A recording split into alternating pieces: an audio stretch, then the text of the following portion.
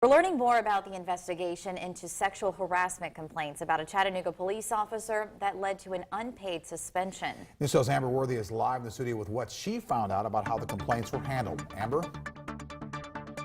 Yes, this officer's suspension was the highest form of punishment the department allows based on their scale before termination.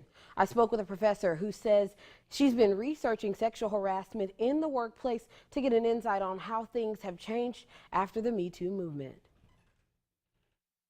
Officer Ricky Ballard is still serving his 160-hour unpaid suspension as city officials released new documents citing why they took this disciplinary measure back on February 1st. They released 14 interviews and this chart that outlines who agreed with certain allegations that Ballard was flirtatious with female cadets, sometimes making unwanted physical advances, and several saying they didn't feel comfortable around him.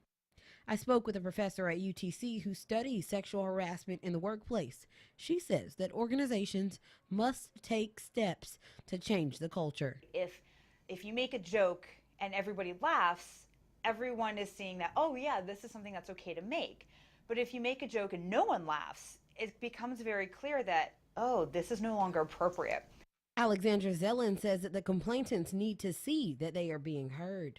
People feel like they make a report and yet they hear no updates, nothing, they assume it just falls flat, then they feel like their organization has failed them.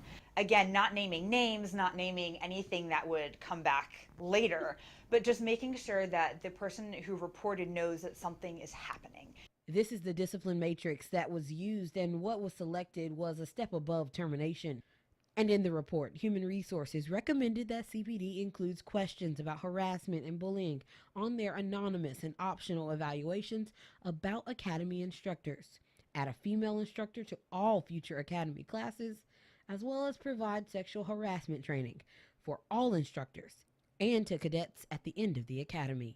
Culture change doesn't happen super quickly. It takes time, and it takes people going outside their comfort zone where they might not have been comfortable doing something to begin with.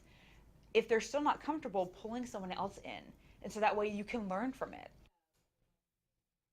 And just before the show, CPD responded to those recommendations. I will have their response on Prime News at 7. Reporting live in the studio, Amber Worthy, News 12 Now.